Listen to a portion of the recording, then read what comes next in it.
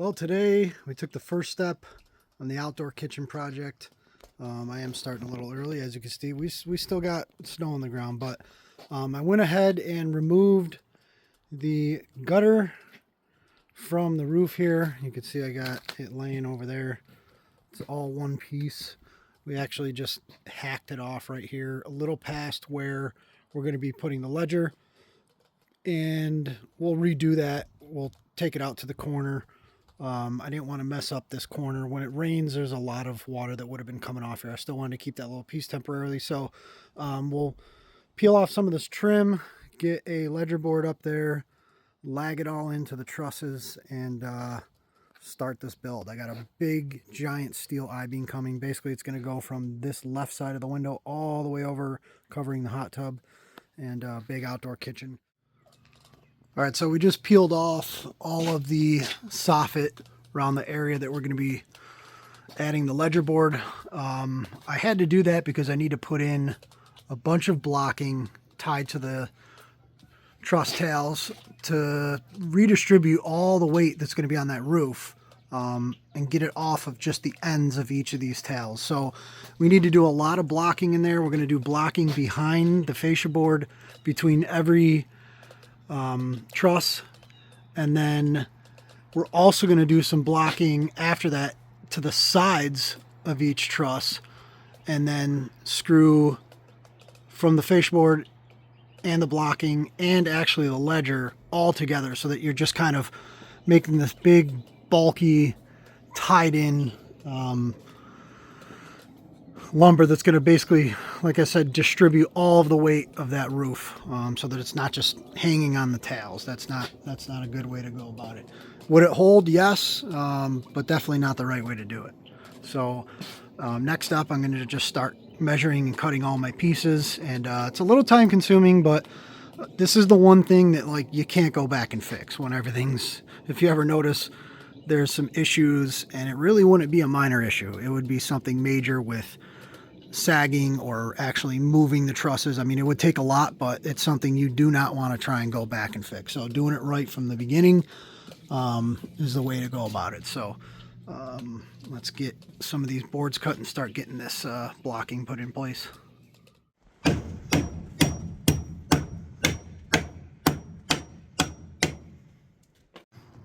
All right, Zane, I need the next piece. Thanks, bud. All right, so I just completed getting that initial blocking in there between all of the truss tails. It's just a 2x6, tightly fit, real snug. Had to hammer them up in there. Then I nailed them on the face. And then what I'm going to be working on next is cutting the blocking that's going to kind of bulk up those truss tails. And if you look here, I made a sort of template.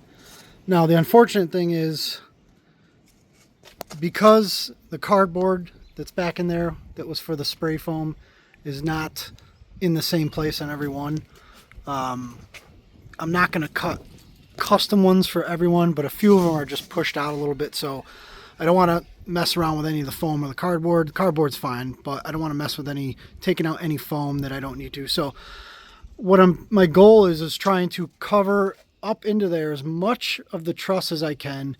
I don't need to grab up in there. All we're really trying to do is just kind of bulk up the ends of those and tie each side of the truss to this front blocking here. And you'll see once I screw everything in and get everything lagged, then you'll sort of see how it all ties together. But what I did is made a template, and I'll probably make 2 or 3 different versions just to get close. I'm not going to go crazy custom cutting one for every single one, but some of them are a little different. So like I said, just made a little template, little cheater piece here before I cut all my boards, and then we'll get those nailed in.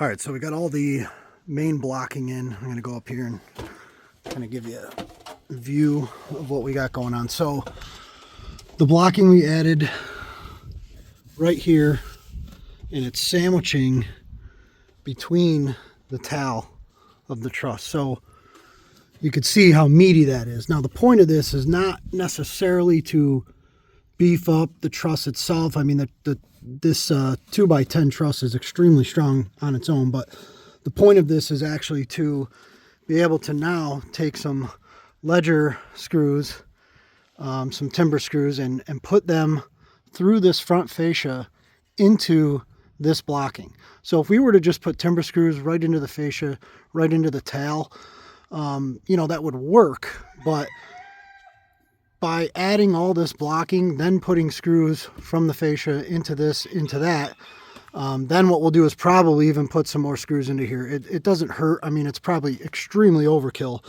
Those timber screws can hold a heck of a lot. I mean, probably 6 screws can hold this whole roof up, but we're just going to buy a box of 50 of them, put 2 in every one of these blocks, maybe 1 into here just for good measure, and then we'll be putting our actual ledger board on the front of this. So you could see by the time we do all that and all these boards are sandwiched in here and all that blocking, I mean, it is going to be extremely strong, but we want this to last forever and have 0 issues. So let's go ahead and start putting in the timber screws. So here are the screws we're using. These are the timber locks. I grabbed 8-inch. It'll be plenty. I could have gone with 6, but I figured it was only a few bucks more, literally. So we're going to go ahead and sink all these in to that fascia board and blocking.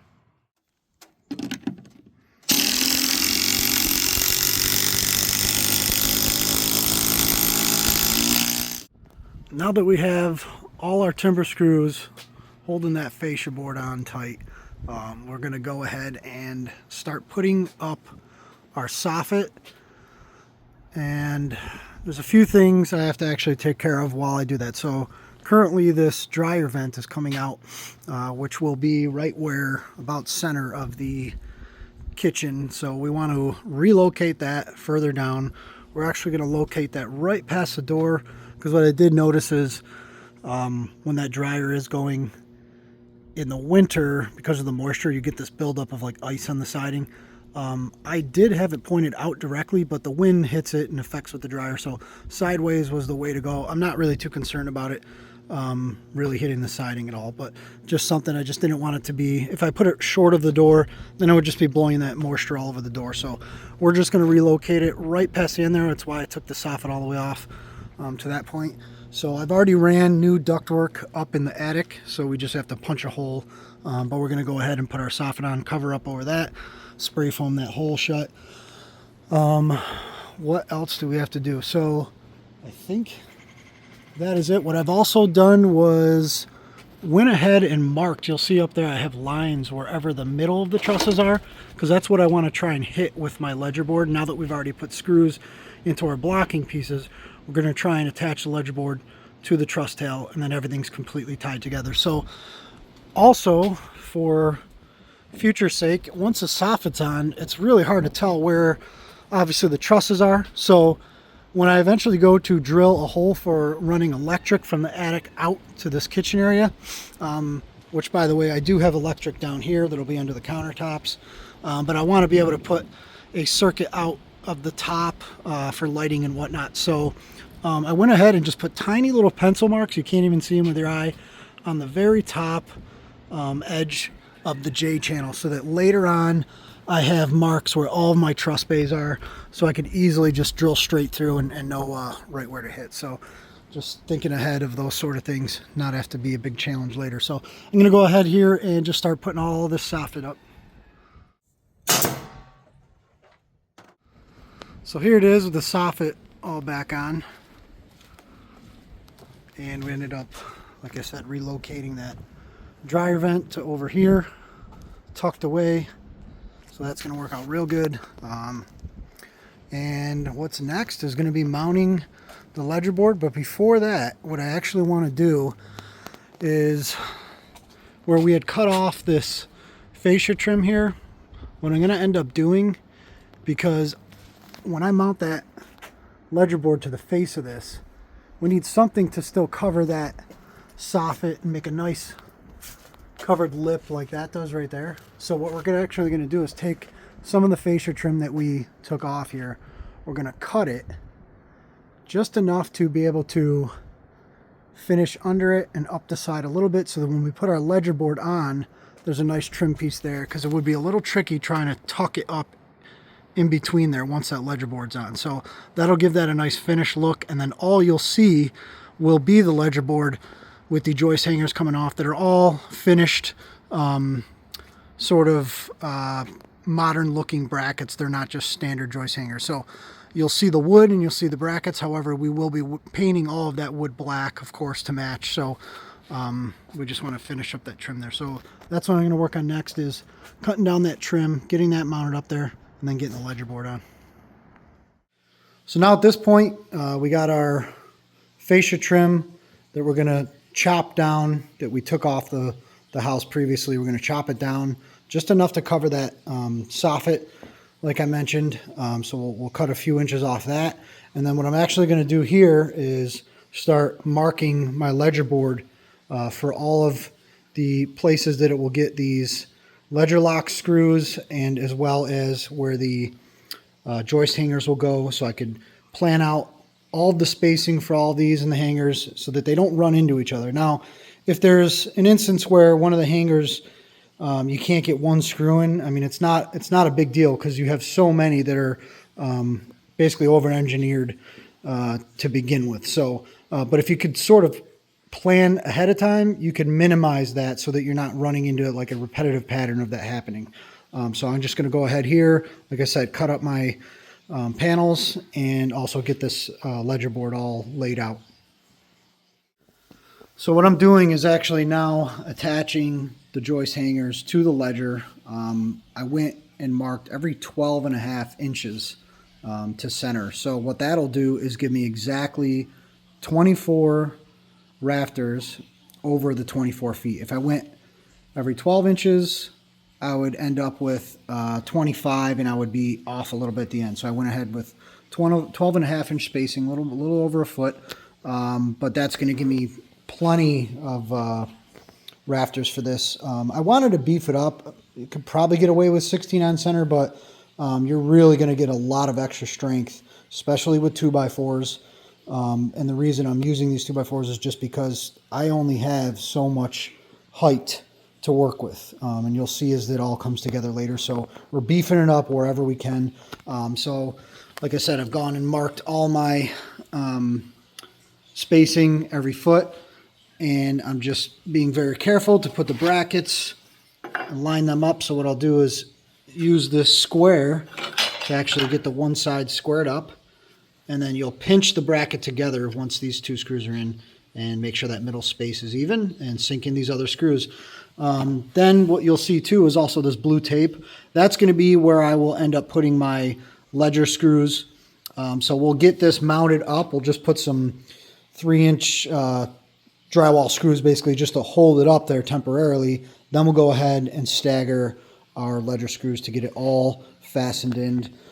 You do want to alternate so that it doesn't split. But if you sort of think about it, you have all of these joist hangers and screws that are holding those in, sort of stitching this board together. But you do have to be very careful about not splitting this wood, especially with 2x4. So yeah, I think I'm just going to go ahead down the line, get all these on there, and then we're going to go and get the trim up and then mount this up. So I have all of my 2x rafters laid out here. I'm pre-painting the first coat on them because it's a heck of a lot easier to do this this way rather than once it's all in place. Painting above you is a big pain. I could spray it, but I don't want to deal with taping and all the overspray near the pool area in the house. So we'll probably just hand paint the second coat just like this and with some brushes, but getting this first coat out of the way is ideal. And you can see it's pretty simple. I mean, I'm using the same deck paint as I use on all my boiler builds, but this is a solid deck stain in black, as you can tell. And I'm just, rolling it out, banging out this first coat, flipping them over, doing them again. Like I said, that'll really save us time later on when it gets a little more intricate once everything's together. So I'm just going to finish up rolling these and get these ready to assemble. So I was able to get the trim piece that I had cut down slightly, tucked up in front of the soffit and up onto the fascia. It's hard to see because it's all black here in the shadow, but and then I ended up screwing on temporarily the ledger board with all the joist hangers on it. So I basically just used 3-inch construction screws to get it perfectly leveled and fastened on there. And then what I'm going to do is go ahead and pre-drill, and I'm going to pre-drill all of my ledger screws, even though you don't need to, because I do not want to risk cracking that board at all since it's thin as it is.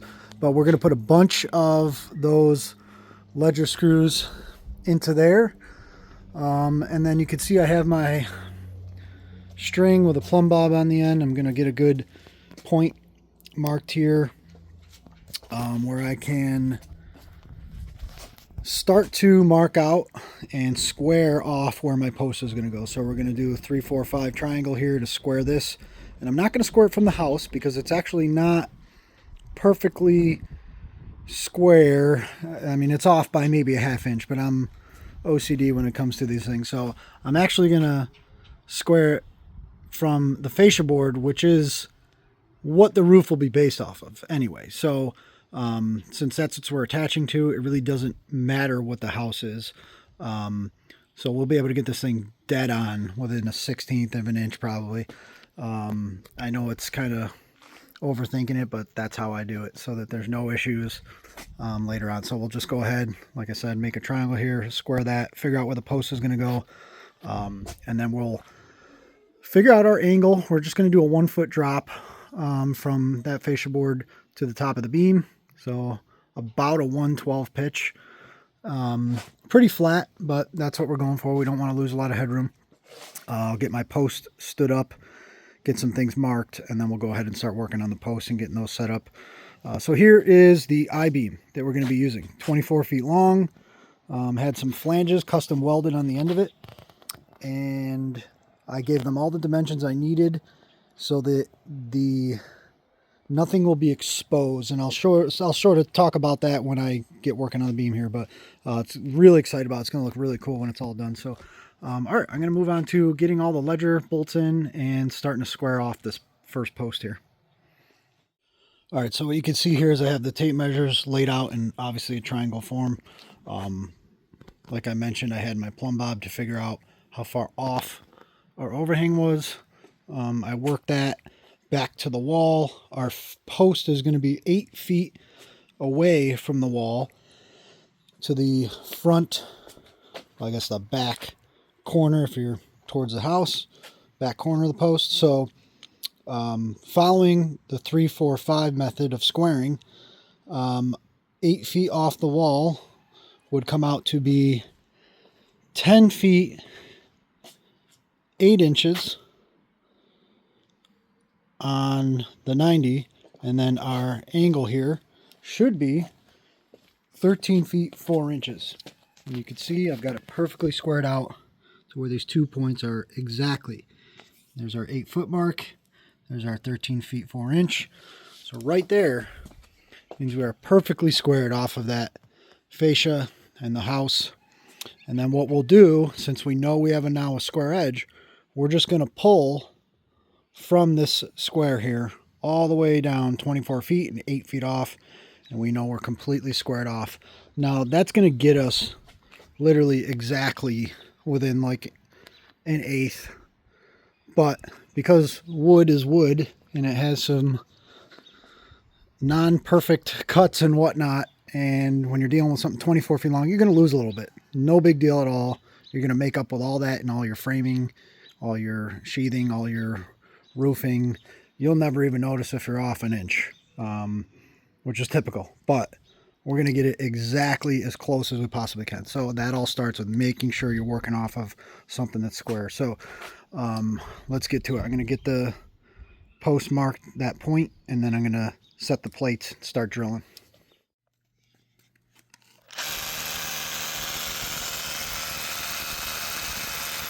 So we're going to be using these Titan HD anchor screws here and just using this impact to get them right down in there.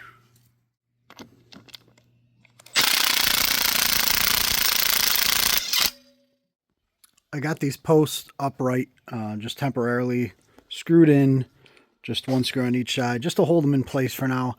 What I had to do was figure out where we're going to cut these posts down to. Now, the concrete is differing heights due to the pitch from the pool. We have our concrete pitch is actually toward the house, and you'll see we have a linear drain along the whole way here. And it also pitches this way and towards the house. So these posts are not sitting at exactly the right or exact same height. So what I did was got the laser out, and what I ended up doing was shooting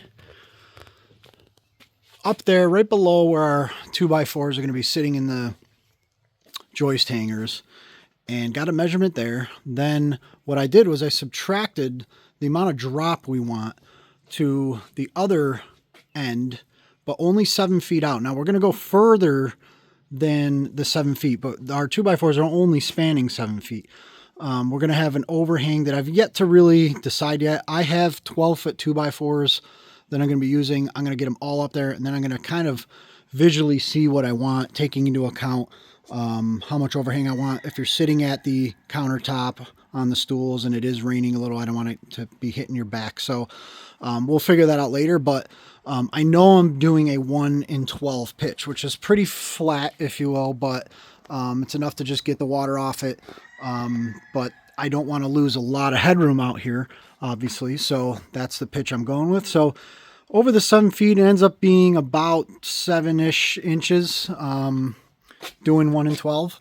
So what we're going to do, or actually what I already did, was take, like I said, shot that point there, transferred it over. I had to subtract the 7 inches, of course, that we need to drop by, but I also had to take into account the height of the beam that's going to be sitting on top of those posts. So it's a little over 12 inches, 12 and a quarter-ish. So I subtracted that off of the 7 inches as well, and we got a point, which ends up being right here. That's where our beam is going to sit. And once that's up there, it'll be a little bit above the top of the post. That'll give us our perfect pitch. So I'll go ahead, take these posts back down, cut them where they need to go. Then what I'm going to do is stand them up and actually brace them, because after that point, they're going to be there for good. We're going to get the crane brought over here, lift this beam up for us, set it in there, and actually that's one more step we have to do, is actually cut out in the top of the post for these plates to bolt into. So little more work to do, but once those beams go up the second time, they're there to stay forever. So I think that's it. I think I'm just getting ready to move on to the next step here. All right, so with a little use of the circular saw, the Sawzall, and a screwdriver and a hammer, I was able to get this perfectly notched out.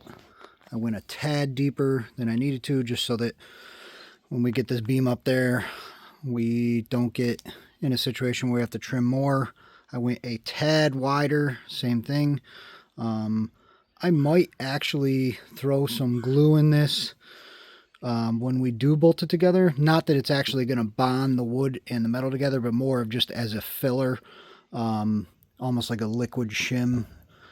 And what I'm going to do next is drill holes into here and through that beam plate, get them lined up so that we'll just throw some bolts through there. We're going to countersink them so that you don't see them once I wrap the post. But yeah, I'd say that was pretty successful. So I'm just going to go over, do it on the other post down there, and it's looking good.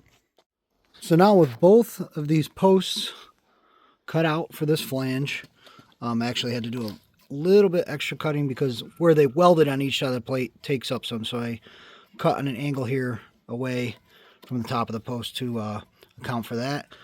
I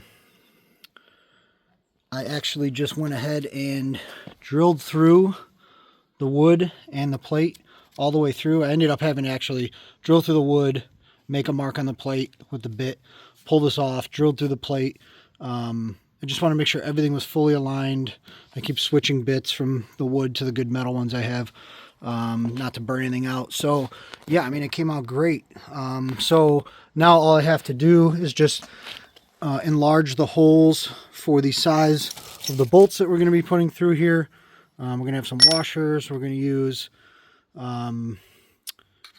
actually what the plan here is in the end is countersink all these so that when I wrap the post, you know, nothing's in the way. And then we'll let the bolts stick off temporarily while we get everything fitted when we lift it up. And then I'll just come back with a grinder, cut off wheel, and cut off the bolts that stick out. So that's the plan. Just going to drill the rest of these out, go over there, do the same thing on the other post. So in order to countersink those bolts and washers, we're going to use this bit here. These work really good for doing this sort of thing. They are self-driving bits, so you can pretty much ream an entire hole through something that large. But I'm just using it to set a hole into it a little larger than the bolt, just enough to, or larger than the washer you can see here, so that the washer will just sit perfectly in there and the head of the bolt, so that it's flush on the surface. Now you don't want to go deeper than necessary because you'll start to lose the meat of this wood here. You can see I left the silicone cap on here. It's not going to matter. It's not going to self-drive because underneath this is basically like a screw head. But since I already have a hole drill out, it wouldn't grab anything anyway. But yeah, so let me go and set these in here. And like I said, do it on each of the posts. So that's what that ends up looking like right there. And now I'm just going to follow it up with one of these bits to match the size of our bolt. Now it is kind of important, I should have mentioned this earlier, is you need to do this, use this bit first, because if you go in with a larger hole, then the tip of our bit is going to be bouncing around and you're not going to be able to really get a nice clean hole there. So just a quick tip, just do them in the correct order and think it through. And last but not least, we're going to pull the beam away and go back with this step bit to again match the size of our bolt and finish off drilling these holes. And there we have it, all bolted together. I didn't cinch it down completely because I just want to make sure everything sort of fit. I enlarged all the holes just slightly bigger than the bolts themselves, so we have a little bit of playroom when we put the beam in place. But as you can see, this is going to work out really good. So along with getting the post and beam all prepped, we've also gone up and added our ledger lock screws to the ledger board. You can see that I staggered them. I pretty much have them for every bracket there is a ledger lock screw, and in addition to that I stagger them so that you lessen the risk of cracking and splitting that ledger board. That's always good practice, and that's also what the manufacturer recommends as well. So that's all secure. Next step is to pretty much get the crane over here and get this beam lifted up, get these posts in place, get everything tied in temporarily and braced up, and keep moving on. So it is beam day. The crane is here. It's actually just pulled in. He's just setting up now. Probably take a few minutes for him to do all that. And we're just gonna be reaching over the house here, lifting this beam up and just bracing it in place temporarily. So we had a few options. Sometimes we were able to pull on here, and actually this ended up being a really beautiful day, and this is pretty dry, but that's a very heavy truck. And this is, dirt's only been here for about the last year. So when it does rain, it gets pretty soft. We haven't even grown grass on it. So I didn't want to risk doing that. It would have been obviously a lot easier to just pull over here. But by the time he puts his support legs out, it would have probably had to be on the concrete anyway. So we chose option B, which really isn't any more difficult. Be interesting to see this crane up over the house. But yeah, so we're just going to get this thing set up here into place and start getting this roof going.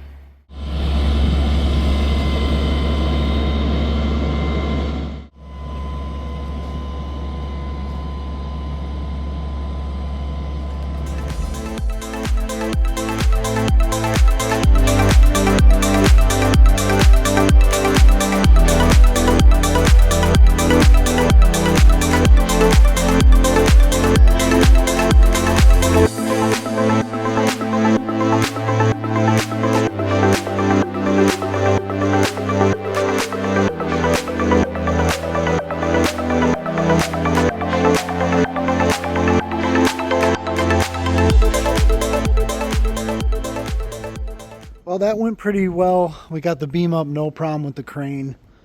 Then we started putting on the rafters, attaching them to the joist hangers and over the top of the beam.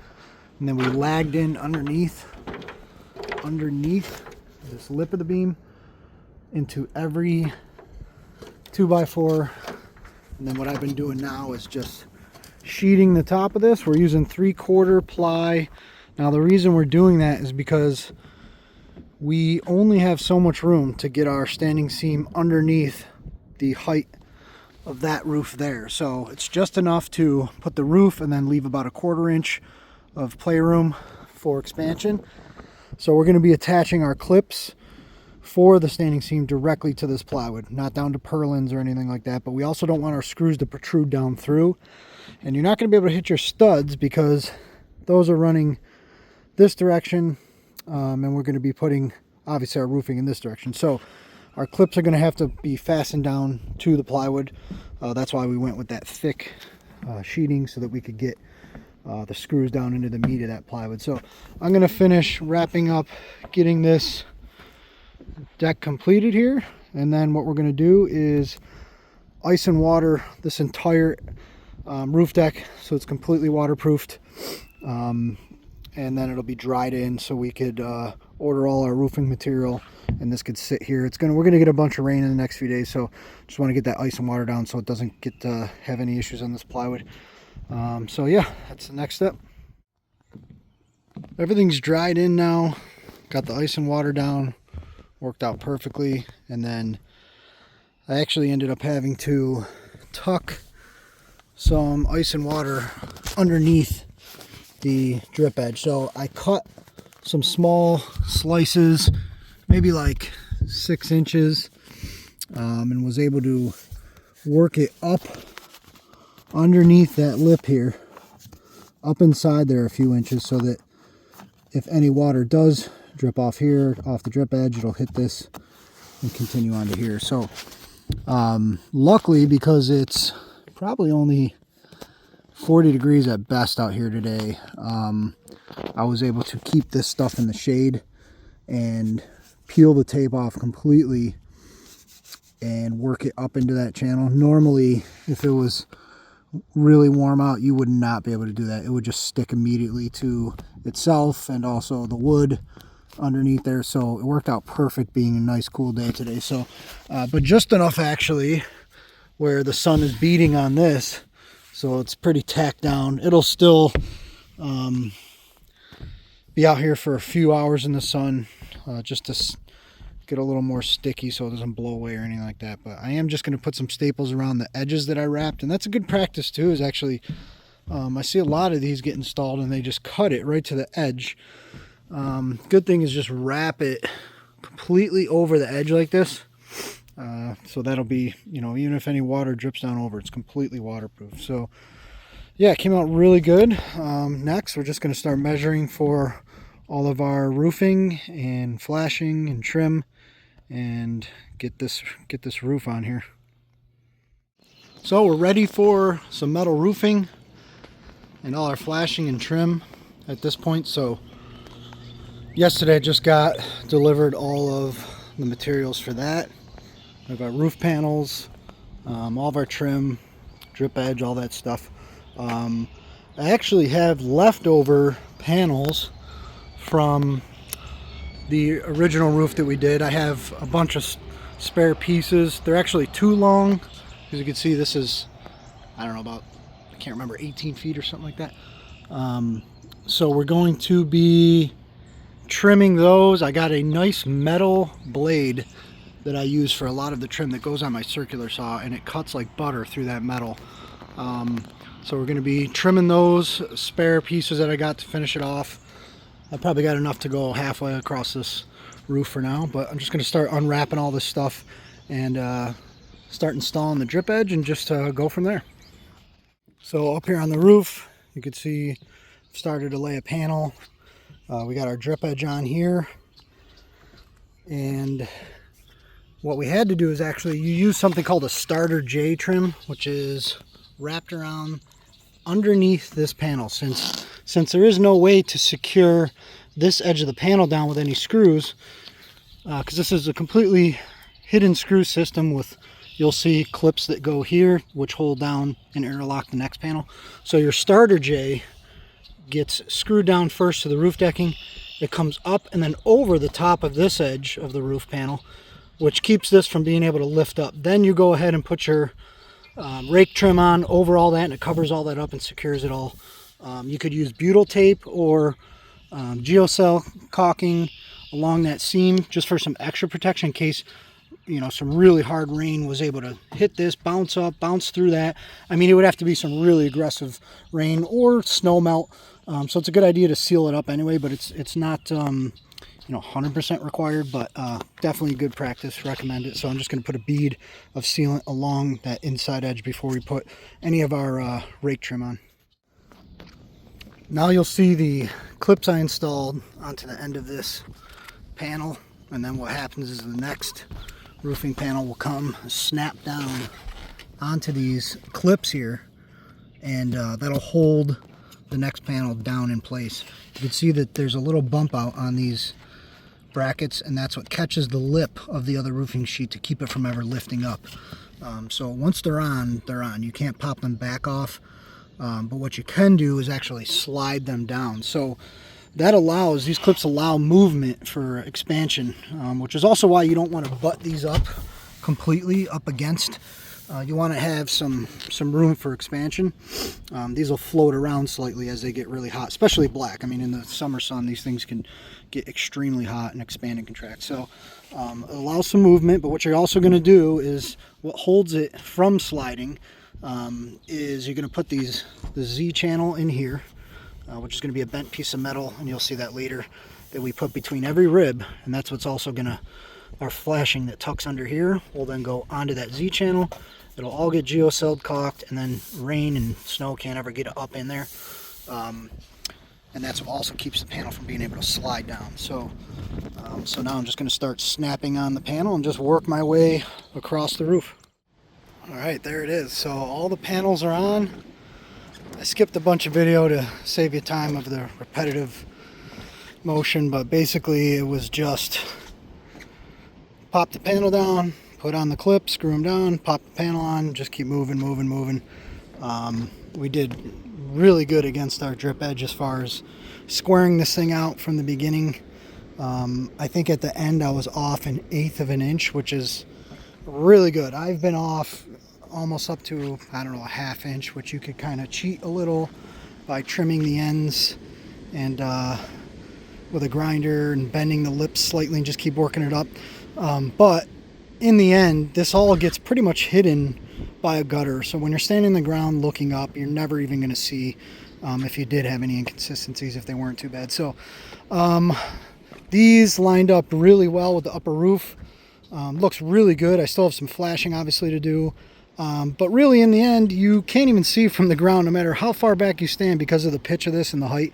You really can't even see this roofing. Now it will look really good when I do some drone shots of this whole thing, but yeah, I mean, this is going to be waterproof for the entire time I'll ever live in this home. Like I said, I'm just going to do the Z channel now and add my flashing from the main roof. You can see how big this is. All that water is going to come, hit that flashing, and then come onto this roof. You'll see how that details of that as I get going. Just going to clean everything up now. Then I think, I guess I'll show you the same thing I had to do over here for the starter J. You have to do on the end on the last panel, and then again our side rake trim will fasten over that and hide everything, so, and lock everything in place. All right, we'll move on to the next. Now that we're ready for most of our finishing trim, you need to just make sure you're doing it in the proper order and flashing everything correctly. So first thing I had to do was remove the last piece of gutter that was here. We're going to be replacing it from that corner all the way to here. We're going to have to redo this fascia trim. So we removed everything down to the corner in there. It's going to be a little tricky because when I originally did this, I put this piece on first, then this corner or this side, so it was overlapped the opposite way that I would have liked it to be. So what I'm going to have to do is actually get everything pre-bent, a little bend around this corner, and actually I took the screw out of here and I'll pull this back, sneak everything up in there, and at the same time get it to also perfectly line up to that edge with a little piece bent going this way, so that when we put on that side fascia trim, that will overlap that. So you just have to make sure you're doing everything in the proper order. Just think about the way that the water would come off the roof and possibly hit every area, and make sure you're doing that correctly. So I'm going to go ahead and do this piece first, then probably the other end over here. Get this one. This one's a little easier. Just going to be a inside bend there, and then a flush cut on the end that'll get tucked up into our side fascia that's on here. So go ahead and do that, then we could start working on the fascia and top trim piece for this roof. So we have that one fascia piece mounted up. See, what I did was I was able to sneak it by pulling this back. I have it bent around that inside corner now, tucked up under the drip edge, and I'll just zoom in over there. You can see I bent it out. So now when we put on the rake trim and the fascia trim, that will butt over the end of that and seal everything real nice. Now here it is with all the trim and fascia completed. You can see that what I was mentioning before, how all of this would sort of overlap.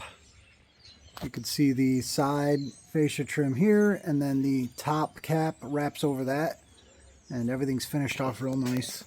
On the front here, what you have to end up doing is actually doing some intricate cuts, especially on that end here. It's probably a little dark, but you have to do some custom cuts around, and then on the front there you have to cut a sort of box and a lip, and then you fold that, you bend that piece over the front.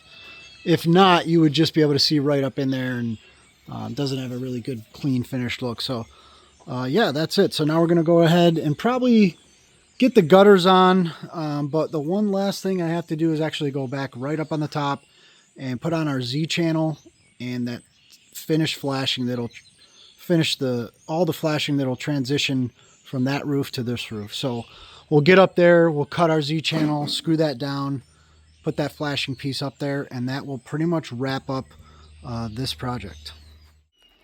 Back up here on the roof for sort of the final piece of this project here, to get things wrapped up, is adding this flashing that's going to tuck under the existing roof and be able to transition that rain and snow onto this one. So right now it's doing that, but there's a chance that that water and snow could get backed up into there, which still isn't the end of the world. We have, first off, you're entirely on the exterior part of the house, so if water got behind there, it would never enter the home. We do have that flashing tape behind there that's tucked up under that roof strip edge, so even if water got behind there, it would drip on top of the underlayment that's below here, the ice and water. But to avoid that completely, what we're going to do is install these between every channel, and what I've done is snapped a line for how far that flashing is going to overhang here, and we'll line these up a little bit back further than the flashing, screw each one of these down, and what we've done is put on some sealant here so that that will squish down. That's butyl tape that'll squish right down to this metal roofing and seal that completely.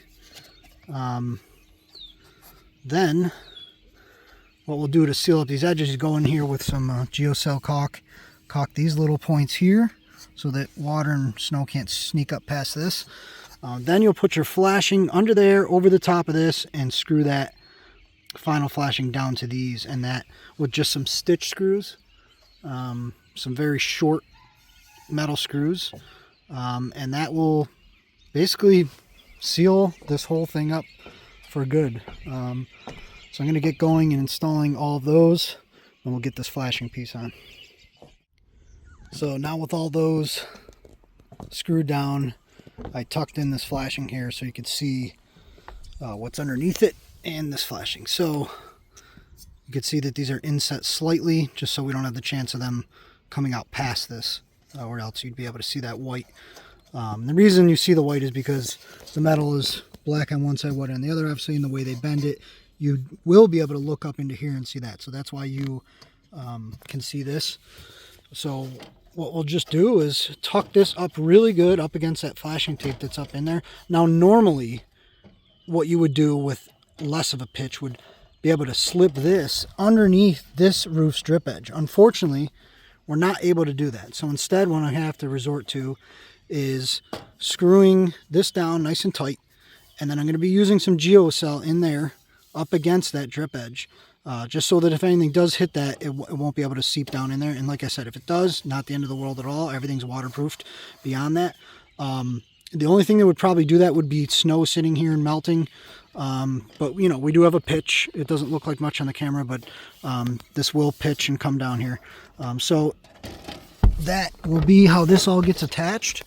And that's going to pretty much wrap up this roof project. Well, that's going to wrap up this project. I know it's not 100% completed, but the reasoning for that is I'm going to be making another video following this one for the rest of this project. So the end goal of this is actually to build an entire kitchen area under here. More details about that will be in the next video, probably a few of the actual build itself, and then I'll make one final video of everything. But what we're going to be doing tomorrow is actually just painting the underside of this plywood, painting the beam, temporarily painting these posts. But we have a really cool final product that's going to be for this whole thing. So I won't get too much into detail, but stay tuned for that video and another bunch of upcoming videos about the kitchen build. So that's it. Hope you like this. This was a pretty straightforward project. I know it might be above some people's means, but you could see that just picking away at something like this, it's doable. So there's really nothing more than just mounting these posts, the beams, running the joists, doing the roofing. Obviously, some of you may not be experienced with the metal roofing and all that, but you know, overall, pretty decent DIY project. Obviously, you just need to be careful about doing load calcs and all that, and you know, some of those stuff you can find online, a lot of information. And if you want, contact me. I could always steer you in the right direction. So yeah, again, hope you guys like this one. Give it a thumbs up. Check out all the other videos. Subscribe if you haven't yet. And stay tuned. I guess with that said, we'll see you guys on the next one.